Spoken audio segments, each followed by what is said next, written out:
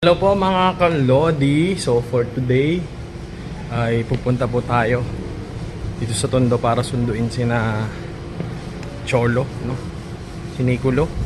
So, samahan niyo po kami at i-treat po natin siya sapagkat madaming nai-inspire po sa kanya na kabataan at gayon din yung mga nakakapanood po sa kanya. Tara!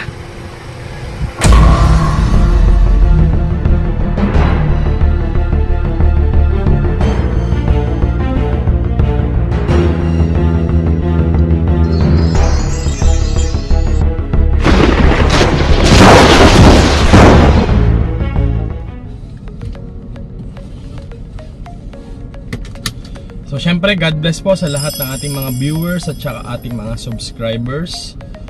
So ayun po,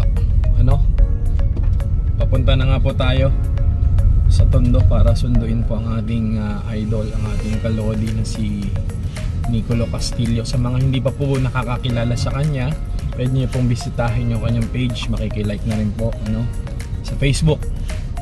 Ang content niya napakasimple, kung yung iba mga prank, kalokohan. Ang content po niya ay kung paano maging isang mabuting bata. And I think marami itong mai-inspire, madami itong mamomotivate na mga bata na bago kung ano-anong pangarapin natin, mangarap muna tayo na maging isang mabuting anak, mabuting bata. So yung mga content niya minsan sa halip na naglalaro siya kasama yung kanyang mga kabarkada, uunahin niya na tulungan muna yung kanyang papa, magtrabaho, maglinis sa kanilang bahay, sapagkat mga kalods, medyo butas-butas yung kanilang bubong. So ang problema nila pag umuulan, so bumabaha sa loob ng kanilang bahay. Just imagine, it should be the safest place for every family, pero yun nga ang experience na tuwing umuulan, bumabaha. So buti na lang may mga nagmagandang loob. So kung gusto nyo rin pong tumulong sa kanila, kindly visit his page. Ayan, pwede kayong direktang magpadala sa kanila para matulungan din sila kahit pa paano. At ang nakakatawa, alam nyo, minsan meron din nag-message sa kanila na humihingi ng tulong, pero kahit hirap din sila sa buhay, kahit paano tumulong din sina Cholo, yung kanyang papa, yung kanyang pamilya din sa humihingi ng tulong sa kanila. Tawag nga pa rin sa akin, Cholo. Kaya tara, samahan niyo ako. Habang nagkukuntuhan kami ni Papa, may nabasa ako dito sa comment section. Nabasa ko yung comment ni Ate Angeline na nangihingi siya ng tulong para sa anak niyang may sakit. Kaya agad kong pinakita kay Papa. Nasabi ko, bigyan namin kahit konti. Kaya agad ko na rin pong tinanong yung Gcash number niya. Baka sakali pong makatulong kahit konti. Kaya I would like to highlight the message of this, na hindi mo pala kailangang sobrang maging mayaman para iparamdam mo ang iyong pagmamalasakit sa kapwa, di ba? Sila nga nakapagbigay, tayo pa kaya, So because of this, we would like to reward him na mag-stay sa Calabalay Isabel at kumain sa hapag ng Karpintero, So they would be staying there for 2 days and 1 night at sponsored po ng hapag ng Karpintero, just to show our appreciation and just to highlight once again that the value of this restaurant is family spirit. So it would be a great opportunity for them to bond as a family and makita nila na may kabuluhan yung mga kabutihan na ginagawa nila. So for today mga kalodi, ang kasama natin ay si SB. Siguro hindi ko pa siya na-introduce sa inyo sa mga vlogs natin.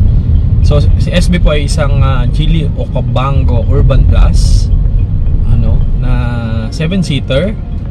Hindi ko alam kung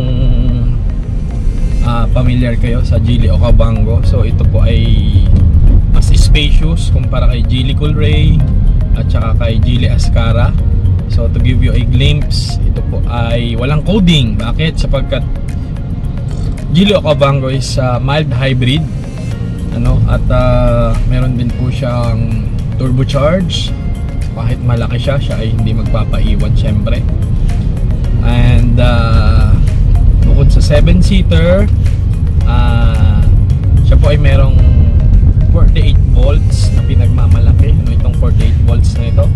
So every time po na traffic o kaya mabagal yung takbo natin, namamatay po si gasoline, and then ang gumagana po ay susupply po ng energy ay yung si 48 volts, ano. Kaya napaka fuel efficient, ano.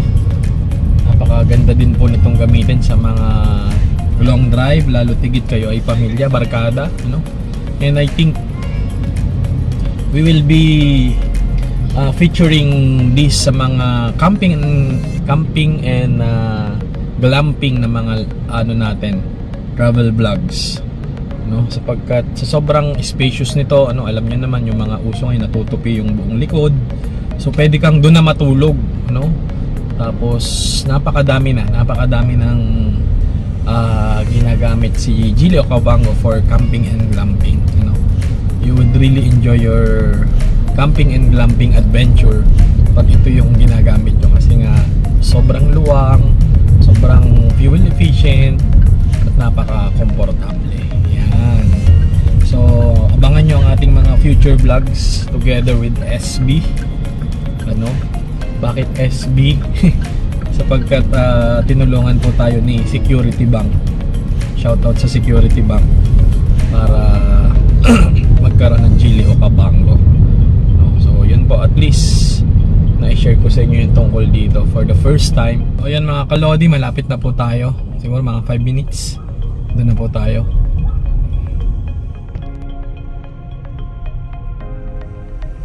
Okay, so yan na po si Nanay Gulo. Yan. Hello po. Yan. Saan bahay nyo? Doon. Hello, Niculo.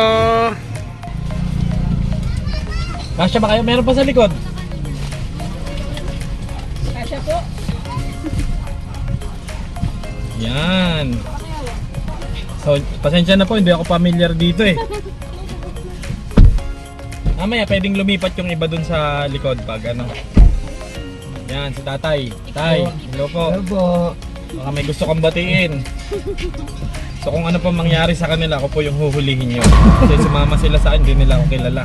Yan, nandito na po tayo sa Batangas.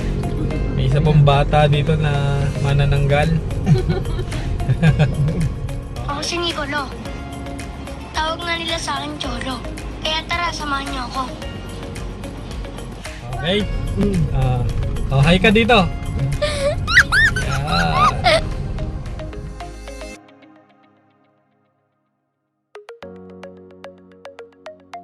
Here sa hapag ng karpentero. Yan.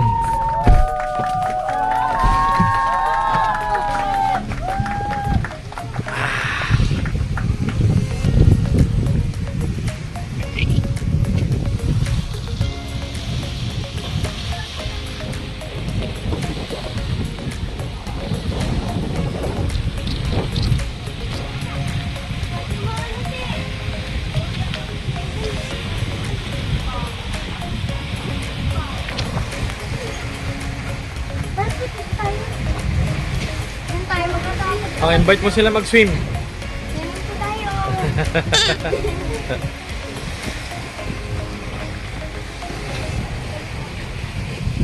Oh, cake mo. Kunin mo yung cake mo. Yan. Yan. From hapag ng karpentero. Birthday mo ba? Ah, hindi pa pala. Kasi babawiin namin yan. Dahil, dalhin mo na. Dalhin mo na yung cake mo. Tapos pati yung fruits. Yan. Kailan ba ang birthday mo, Cholo? Kailan birthday mo? September 20. Aba, malapit na. Okay. Tara.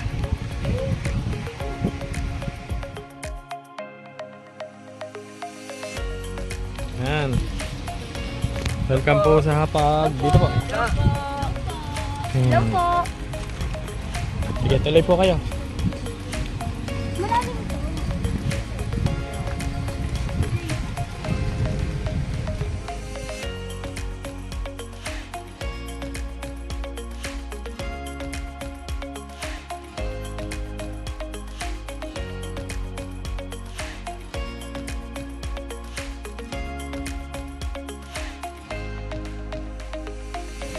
Okay, so we will have our lunch. Reward natin din na Nicolo sa kanyang family.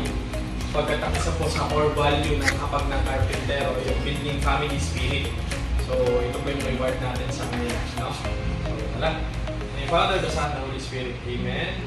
Bless us, O Lord, this is about to receive from thy bounty through Christ our Lord. Amen. Father, Son, and Holy Spirit. Damihan kayo ng rice ha. Kung sinong may pinakamadaming rice, may libre pa uling rice. Okay? No. Yan. Pag kulang pa sa'yo yan, sabihin mo ha. Sino bang pinakamatakaw sa inyong tatlo? Ay, si Cholo. Parang di ka sang-ayon ah. Yan. So ito po yung sikat nating pansit palaboy. Siyempre, barbecue. Lumpong Shanghai. Tapos ito naman po yung manok ni San Pedro. Yan. So, kailan birthday mo, Idol Cholo? September 28. Sobrang advance. No? Yan. Ilalagay po natin dito yung Gcash ni Cholo para kung sakasakaling magpapa-birthday kayo sa kanya. Yan. Diretso nyo pong ipapadala sa kanya. Tatay! Daddy! Yan. Oo.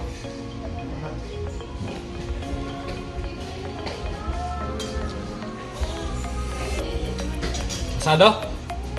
Hindi ka na nagawa ng sausawan mo. Sasamahan na natin sina Kaloding Cholo at ang kanyang pamilya sa kanilang room. So once again, we are here at Club Balay Isabel sa May Talisay, Batangas. Yan.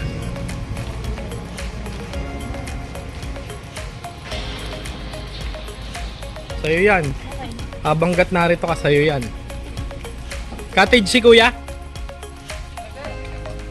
Sige, kahit saan mo gusto.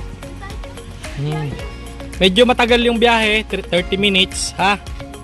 Okay ka lang dyan? Okay lang po. Yan.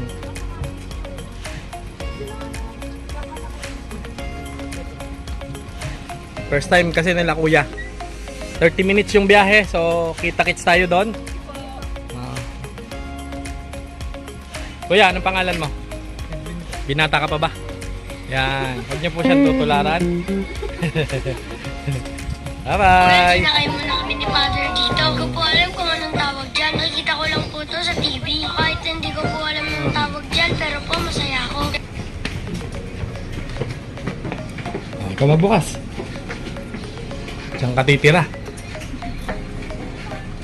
Hindi mo nabuksan. Sa labas ka tutulog. No. Yo! Pasok kayo.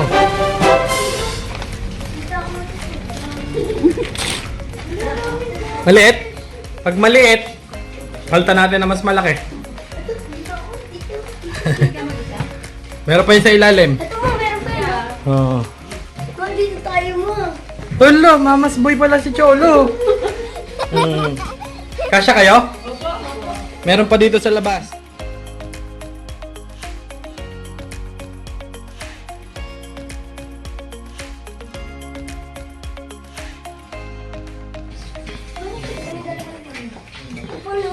Kain natin ilaw. Yan.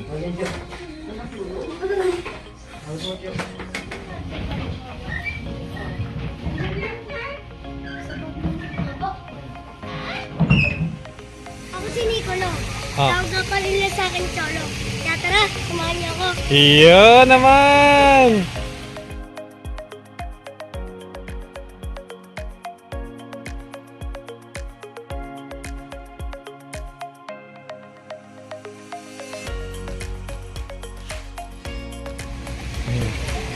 Turuan niyo maglangoy si Nicolo. Hindi ka ba marunong? Hindi po gano'n. Ang dati nalunod ka na. Tumayo ka nga, hanggang saan sa'yo? Mababaw lang. Pwede ka naman dito. Takot ka? Mababaw naman eh. Doon sa lake? Tanong natin mamaya sa lifeguard kasi walang lifeguard doon eh. Tanong natin. So mga kalodi, what can we get from this video? Ang galing lang it is reminding each one of us na hindi mo naman kailangan talagang maging sobrang yaman para magmalasakit. Sometimes we are highlighting so much our poverty para maging madamot. So this could be a great challenge for all of our subscribers, for all of our viewers, na hindi ganun ka-expensive ang pagiging mapagmalasakit. At yun yung pinapaalala sa atin ng bata.